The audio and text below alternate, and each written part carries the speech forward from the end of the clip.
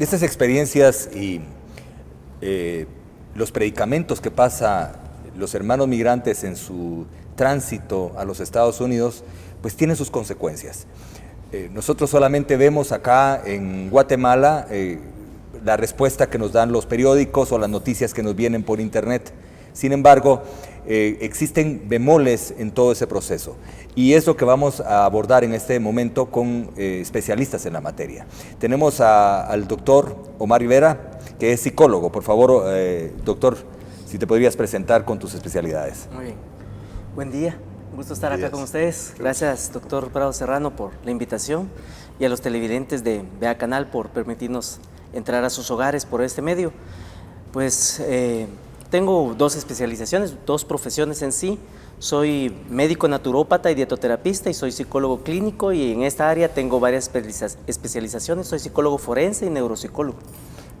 Okay, muchas gracias. Él es parte también de la red en Guatemala, de los especialistas que estamos acumulando, inventariando y apoderándonos para que cuando los hermanos migrantes necesiten este respaldo, pues inmediatamente lo van a obtener de un profesional en la materia.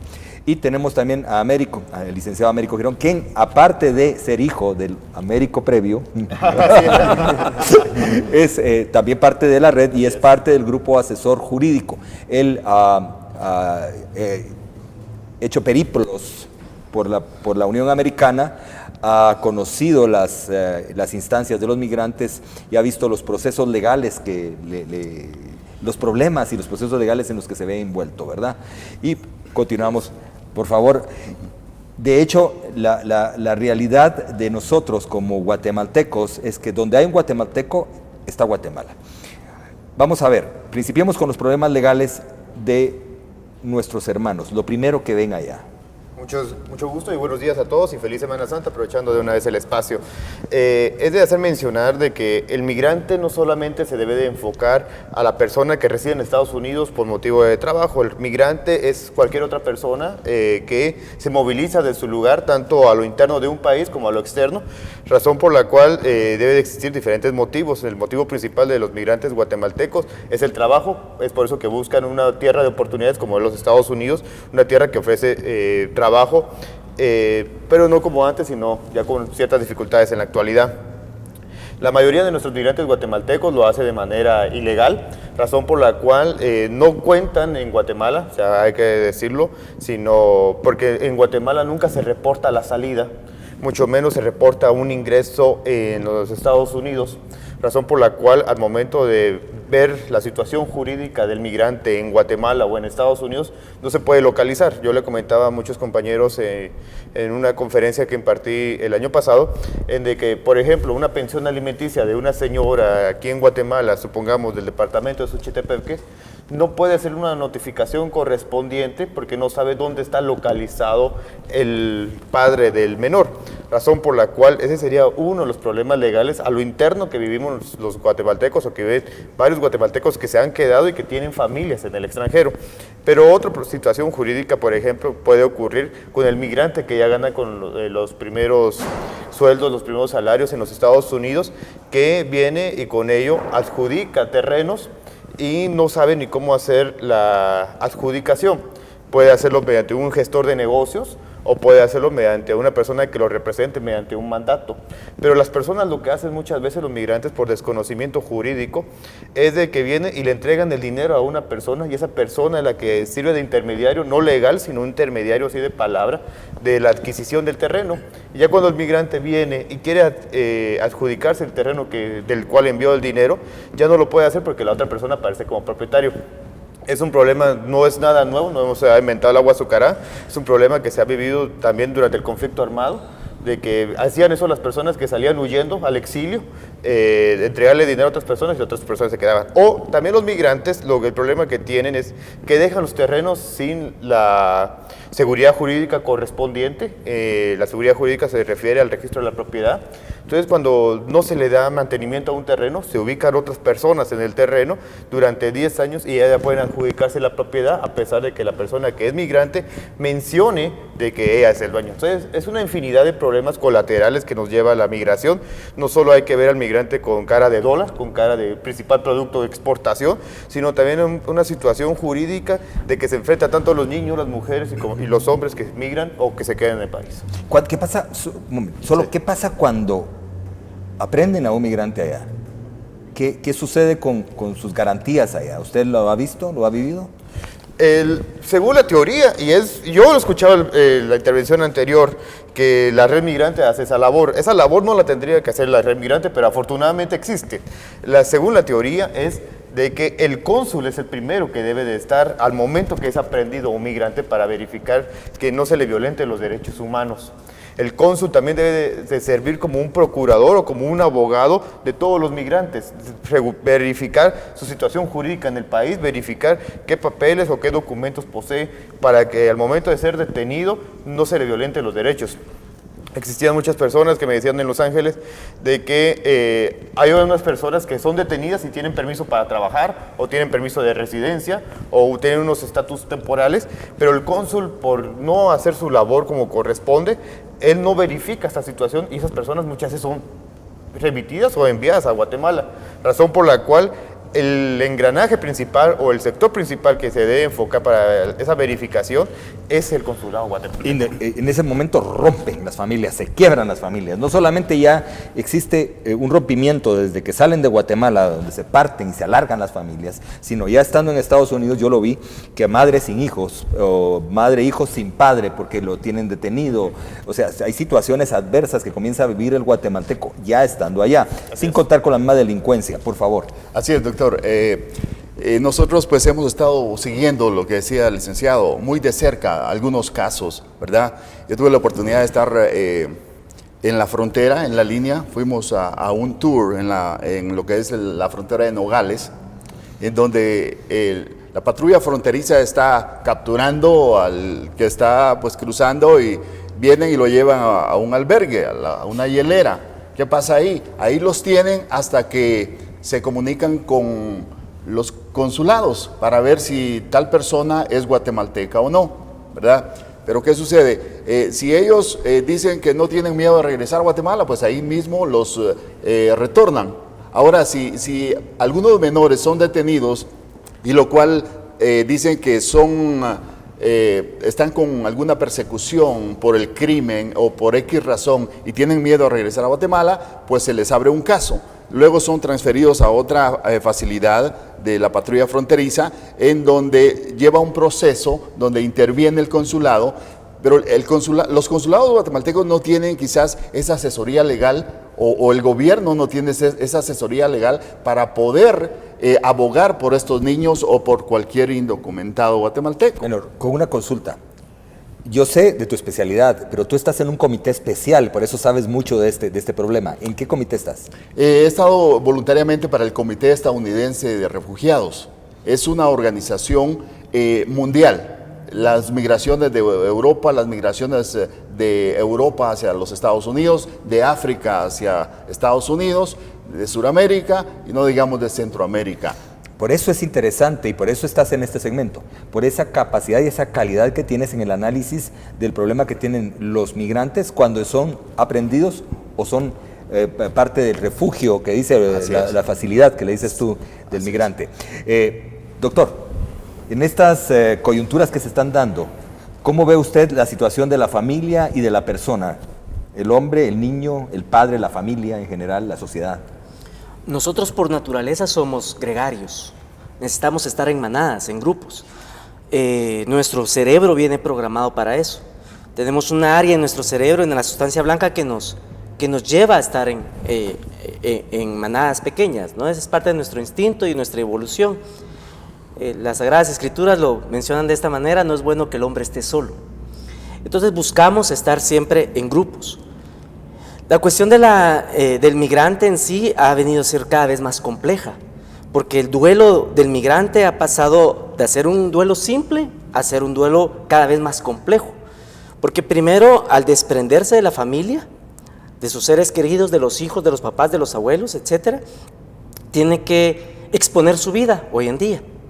Antes el riesgo era, y me atrape la migra y me regresan, y lo vuelvo a intentar. Hoy no, hoy tienen que ver que el coyote sea fiable, que no esté con alianzas con narcotraficantes, de que tengan que evadir a los zetas, de que no los vayan a acribillar, que no los vayan a descuartizar, etc. Entonces eso ya genera trauma, porque está en riesgo mi vida. Si logro pasar todo ese tipo de procesos, entonces ya llego al lugar, pero me presento con otra serie de circunstancias mucho más complejas, porque ya perdí a mi familia, ya expuse mi vida, pero llego a un lugar donde no tengo amigos, no tengo familiares, no hablan mi idioma, no tengo sentido de pertenencia, incluso la valoración de la autoestima, porque si yo era acá un enfermero o un radiotécnico o un buen electricista, pues allá pues no me van a dar trabajo en eso, entonces tengo que comenzar de abajo a lo que yo consiga, porque necesito sobrevivir, necesito sustentarme, entonces a barrer o a lo que se preste las circunstancias. Eso también desmerita al ser humano.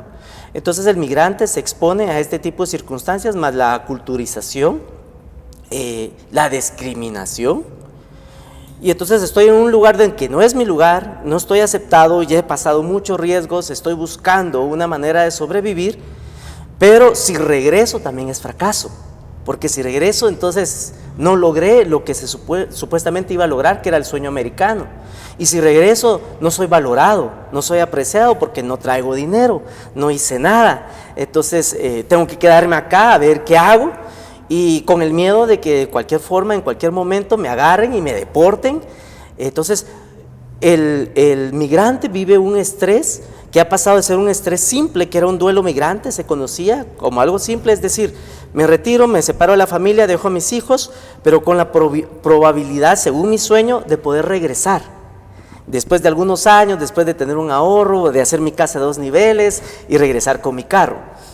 Pero ahora está mucho más complejo, porque dejo a la familia, dejo a los hijos, dejo a papás enfermos, con la posibilidad de no poder regresar, de no poder llevar a mi familia hacia allá, de ver cómo subsistir allá. Entonces eso va generando un estrés que se llama estrés crónico.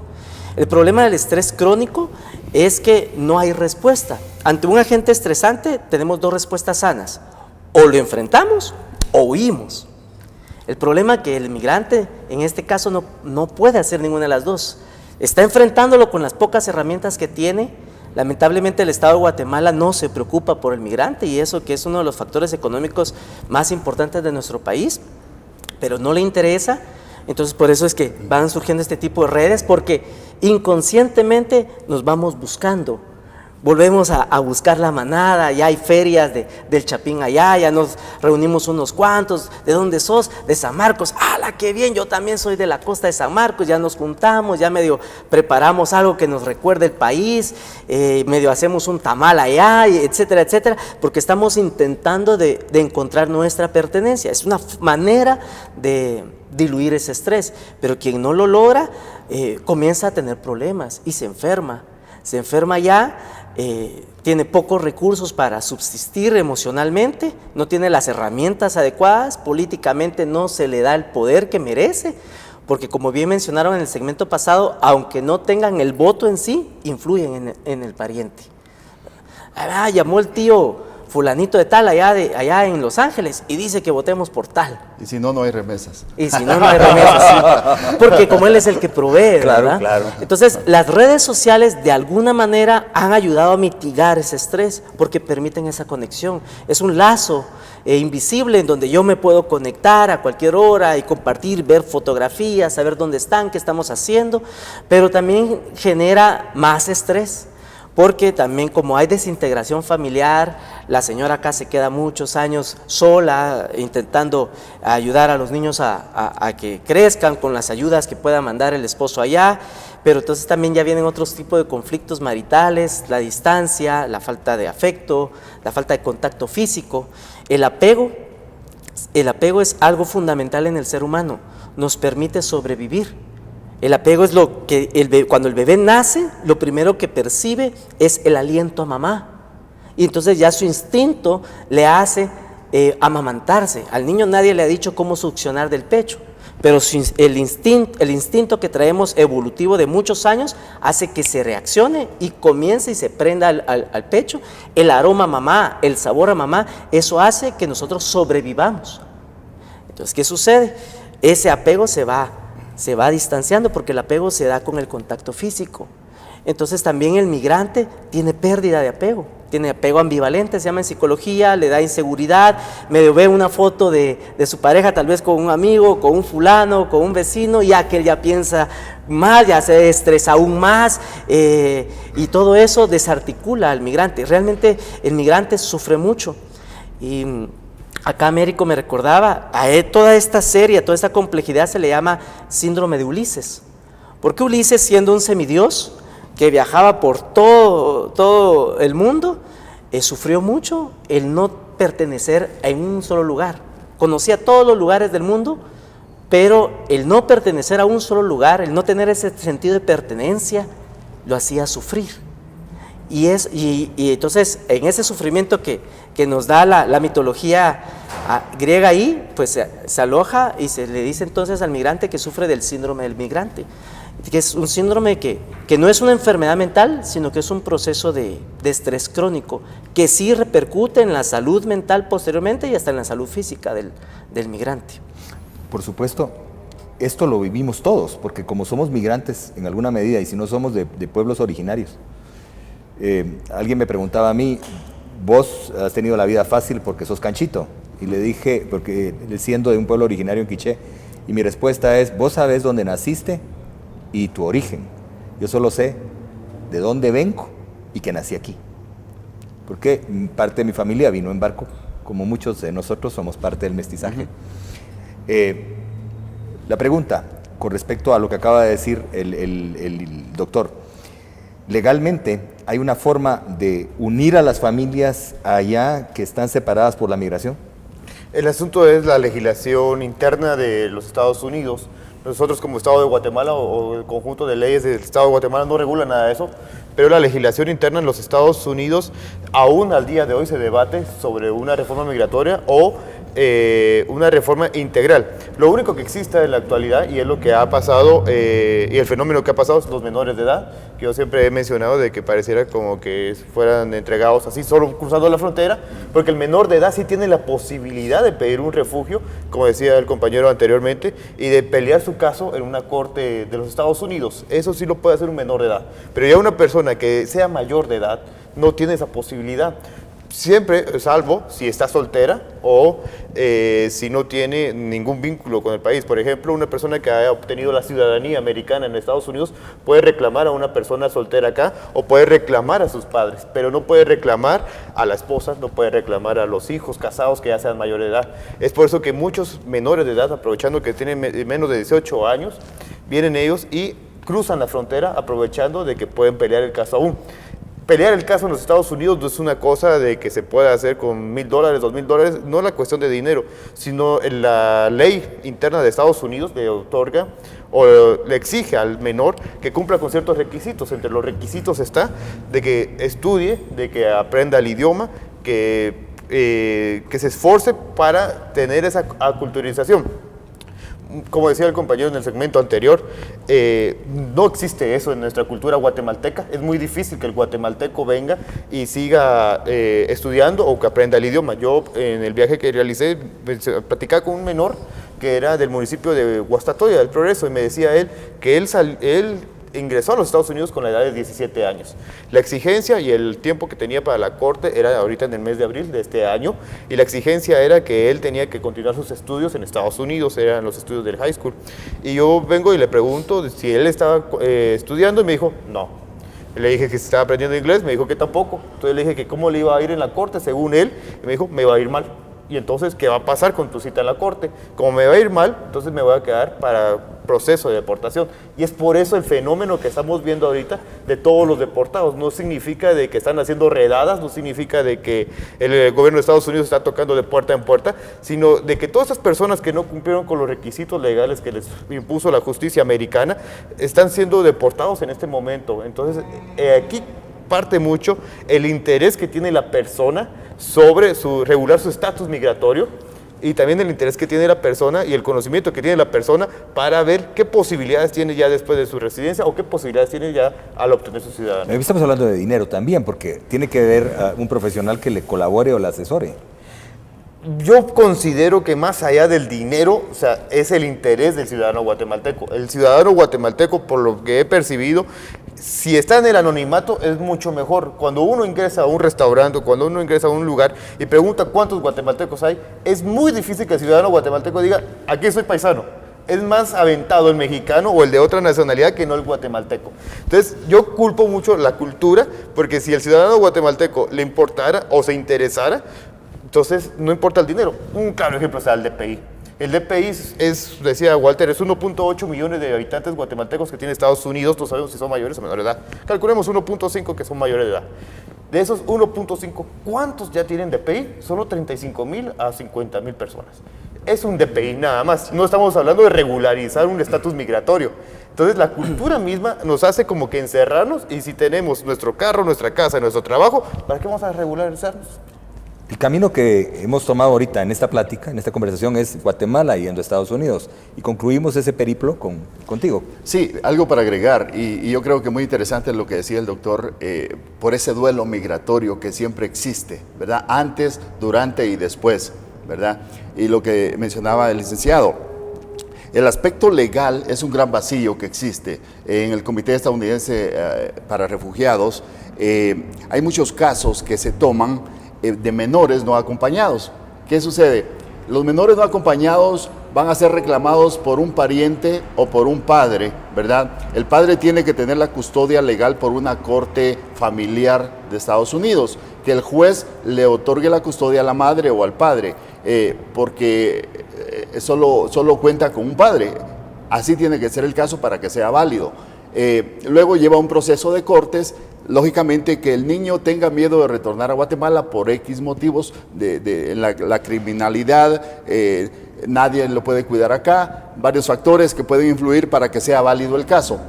Ahora, hay cientos de niños guatemaltecos que no tienen esa representación legal. Nosotros estamos tratando de trabajar con abogados pro bonos de algunas universidades en el área de Washington, D.C., la Universidad George Mason, de donde egresé, para poder tener esa asesoría legal, quizá a un costo menos, comparado a abogados especializados en migración que vienen y los costos son altos.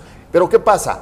Hay notarios que están tomando ventaja de esto. Hay muchos casos que hemos tomado para tener su DPI, están tramitándolo, pero una vez les dan el DPI, resulta que abogados de Guatemala están llamándoles a estas personas de que por el DPI que ya tienen una deuda en Guatemala y tienen que mandarla a pagar con los abogados. Son casos que se han dado realmente.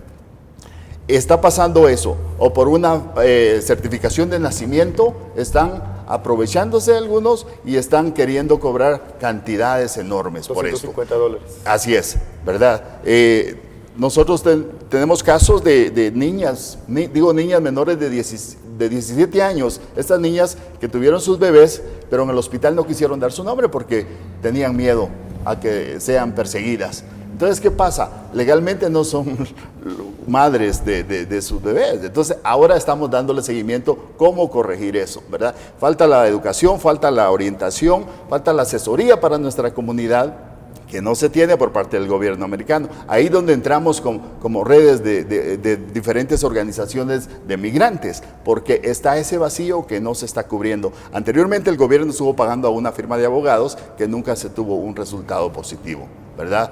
Y eran millones los que se pagaban por esta asesoría. Lamentablemente ahora no hay ninguna, hay paralegales que le llaman en los consulados guatemaltecos, pero no dan seguimiento a cada caso y no tienen la facultad como para ir a una corte y pelear por la defensa de un niño, ¿no? Esa es la realidad. ¿Qué pasa en el otro extremo?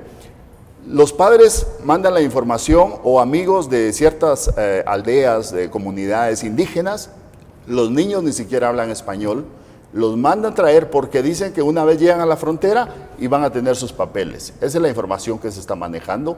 Ponen en riesgo al niño o al adulto que va con ellos. ¿Y qué pasa? Son detenidos muchas veces en México y son retornados. México está sirviendo de filtro para poder regresarlos de ahí mismo. Ahora, estos padres se tienen que meter a un préstamo acá. ¿Qué pasa? Esos préstamos van no como un documento de préstamo. Abogados están aprovechando de compraventas, vienen y los dejan sin sus propiedades, ¿verdad? ¿Y qué sucede? Son retornados, no logran su destino y no tienen nada aquí en Guatemala. Qué interesante. Un previo. Tengo conocimiento de un caso, por ejemplo, en Quetzaltenango. Había un menor que los abuelos lo mandaron a los Estados Unidos con los famosos coyotes. El asunto fue de que fue detenido por migración en Chiapas, y cuando viene y trabajo social de la ciudad de Quetzaltenango recibe al menor en el orfanato, viene y constata que el menor era ciudadano americano. El asunto es el siguiente: yo le comentaba a la trabajadora social y le decía, ¿y el cónsul no se dio cuenta? No. ¿El cónsul de Tapachula? Tampoco. ¿Y ustedes hasta acá en Quetzaltenango? ¿Y los abuelos no sabían? No. ¿Y qué hicieron ustedes? Retornarlo a donde era, Huehuetenango. Entonces son parte del desconocimiento que tiene nuestra población de que el ciudadano americano iba a viajar de mojado hacia los Estados Unidos.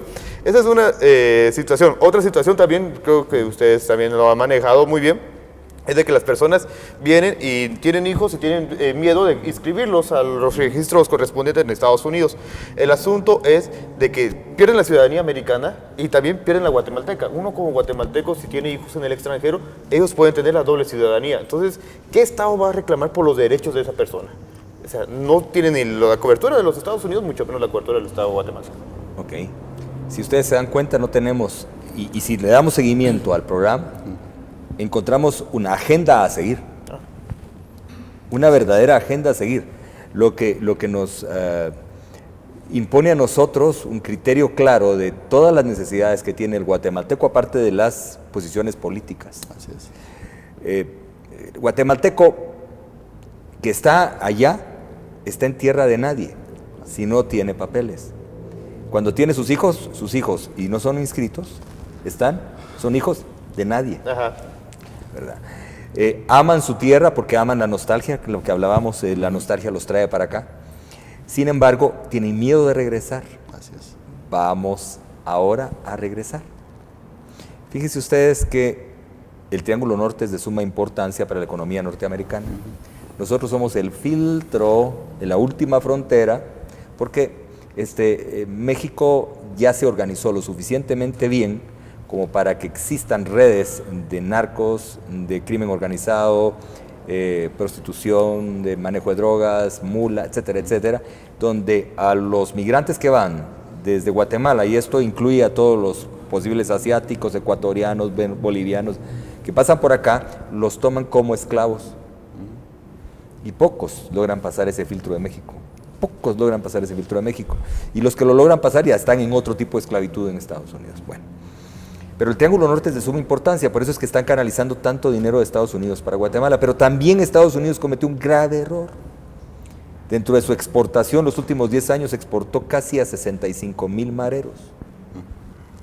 De las diferentes maras de allá para Centroamérica, lo que es un poco Nicaragua, pero más Honduras, El Salvador y Guatemala. Hubo México también. Estos ya vienen con cierta cultura muy particular y la que conocen es el temor, el miedo, el pánico, el chantaje, etcétera, etcétera. Y están perfectamente asociados. El guatemalteco está sufriendo entonces, el centroamericano está sufriendo esto, pero el guatemalteco en particular está sufriendo el ingreso de personas sin identidad de país, sino identidad de asociación, de manada, lo que hablaba el doctor. Sí. Y ya viene complicado porque ahora las fuerzas de seguridad están peleando en contra de un terrorismo que no se conoce, en el cual no se ha podido ingresar, y es parte de esa migración y de esa, ¿cómo le llaman? Retorno migratorio también. Retornados. Son retornados. Y muchos de ellos ya no quieren regresar a Estados Unidos. De hecho, los chantajes van desde aquí para Estados Unidos. Tenemos a su gente, tenemos secuestrado a su hijo o a su nieto, mándenos dinero. De Guatemala para Estados Unidos. Los problemas del rompimiento de la identidad de los hijos sin patria, de la falta de una integración familiar y de los ingresos económicos nos llevan al retorno. Pero hay gente buena que también retorna. ¿Qué nos puede hablar de eso, doctor?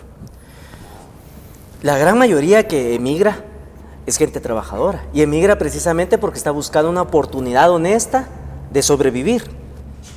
Si no se quedara acá delinquiendo, lo que sucede es que tiene que sobrevivir. Y el problema es como bien apuntabas, es que en todo ese proceso expone su vida. Entonces ahora vemos un juego de trata de personas, que es la esclavitud moderna.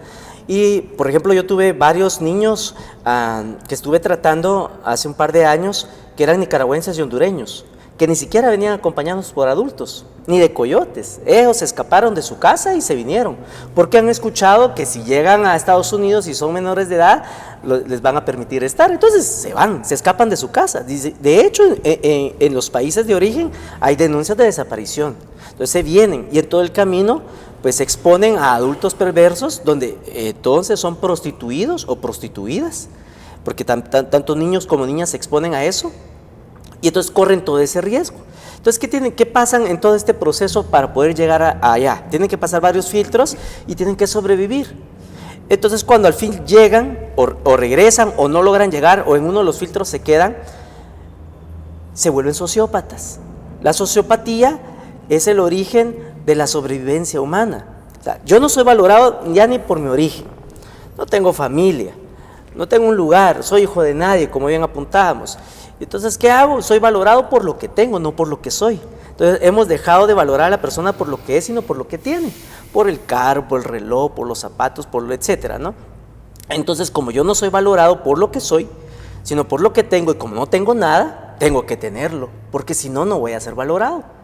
Entonces, ¿qué hago? Comienzo a inmiscuirme en pandillas o en grupos o en bandas o en maras, como se le dice aquí en Guatemala, aunque hago la observación, mara, según los pandilleros, solo es una, la 18. Las otras son bandas o pandillas, porque son grupos diferentes. Cuando una banda o una pandilla se le dice marero, se ofenden, porque no son del mismo grupo. Mara es la salvatrucha es la mara. Las otras son bandas y pandillas. Entonces, ¿qué hacen? Como somos personas de manadas, formamos manadas. Entonces nos agregamos a grupos donde yo me siento aceptado. Entonces no me acepta el Estado, ningún Estado me acepta, porque soy migrante, ¿no? Vengo sin plata, entonces no soy querido porque no tengo que ofrecer. Me fui de la casa y me desaparecí, como hice sufrir a mamá y a papá, ahora ya no me quieren. Entonces, encuentro esos grupos que me dan confort, que me dan comida, que me dan techo, o sea, me brindan todo lo que una manada me va a brindar, y entonces por eso forman esos apegos que hace que se consoliden. Entonces miramos que aparecen desde la cárcel, ¿no? Desde prisión, los privados de libertad, los que tienen que ver con pandillas, hasta filmándose, ¿verdad? Y según ellos, porque esa es la mente del sociópata, el sociópata piensa que no es su culpa, que son culpables todos los demás por lo que él hace. Yo tuve que hacer esto porque a esto me orillaron, no era mi culpa hacerlo. Entonces pasan ahí diciendo que tuvimos que matar a este fulano porque mandó una granada y eso nos perjudica a nosotros, pero pueblo de Guatemala ya hicimos justicia y ya lo matamos, ya lo palmamos, fueron sus palabras, ¿verdad? Entonces, para que ya estén tranquilos, o sea, prácticamente nos hicieron un favor en matar a otro ser humano. Entonces toda esta intransigencia mental que existe en el sociópata es precisamente porque tiene que sobrevivir. No estoy justificando la actitud, la estoy explicando, pero eso es lo que va formando. Entonces, como bien apuntabas, la inmigración de los pandilleros a Guatemala y a los países cercanos, lo único que hizo fue nutrir más toda esa sociopatía que existe en nuestro país, y por eso es que vemos mucha delincuencia. Pero son gente inteligente, gente astuta, y como ya hay cierta organización y traen importadas otras ideas, delinquen con más astucia acá. Y entonces por eso nos encontramos con todo ese grupo de sociopatía que se encuentra actualmente en nuestro país, que es otra consecuencia más de todo lo que sufre el migrante. Es que es bien complejo, porque el migrante sí es un punto de apoyo importante para nuestro país, pero no tiene el apoyo del Estado como debiera ser. Y si a eso le sumamos la gente buena, digamos la gente que no delinque, que es regresada, que es retornada a Guatemala, que después de tener otro tipo de valores en Estados Unidos, viene a Guatemala a sufrir las consecuencias y las inclemencias de una falta de trabajo, de no tener capital, de no ser aceptado inclusive en su mismo pueblo, porque se retiró y ya todo lo que él tenía se perdió, o se vendió, o se lo quitaron, o se lo robaron, ¿verdad? Inclusive la novia, o la esposa, lo que estabas hablando hace un momento, doctor. Entonces la situación para el guatemalteco se convierte todavía en una crisis que va mucho más allá. Y es por eso que nosotros en la Red Migrante lo que vamos a tratar de tener son especialistas en materias que colaboren con los hermanos migrantes que son retornados y que en un momento dado formen asociaciones de trabajo acá. Y que así como en Estados Unidos se está generando esa cadena y esa red de beneficio social para el migrante, en Guatemala haya una red similar, donde no existan, digo yo, líderes entre más líderes, y en este caso es hermanos entre más hermanos. Lamentablemente el tiempo de televisión se nos está cortando, tenemos 2-3 minutos para cada uno de ustedes para emitir una última opinión y despedirnos de este público antes de entrar a nuestra Semana Santa. Doctor. Pues esperamos que todas estas coyunturas que estamos haciendo acá, no hay peor daño para el ser humano que la ignorancia. Entonces el no saber, el no conocer sus derechos, qué puede hacer, a dónde ir, qué más, cómo puede reestructurar su personalidad, su mente, eso devalúa a cualquier ser humano. Qué bien que estén este tipo de programas, que existan las redes que están surgiendo actualmente, que se demuestre que los buenos somos más. Decía por ahí un político, pero creo que así debe ser. Guatemala tiene gente muy buena. Lamentablemente, parte de nuestra cultura es que tendemos a callarnos. Somos personas no asertivas, entonces nos acopachamos, nos quedamos calladitos, pero que esto nos permita aprender a poder comunicarnos más, a preguntar qué debemos hacer, saber que tenemos dignidad, y la dignidad la debemos de pelear nosotros mismos. Por favor, Américo. Muchas gracias por el espacio y al mismo tiempo nosotros tenemos que esforzarnos por hacer un cambio en la sociedad. Yo le comentaba a Walter hace unos días sobre que se debe de copiar el sistema de plan paisano que tienen los mexicanos, de que se le da una cobertura integral al migrante que regresa, al migrante que está en Estados Unidos o en cualquier otra parte del planeta. Lo puede ver uno desde los aeropuertos en México hasta por la carretera cuando uno visita ese país. Guatemala debería de tener un plan similar como ese. Nosotros como la Red Migrante debemos de exigir que se ponga a prueba o se ponga en marcha un plan como ese.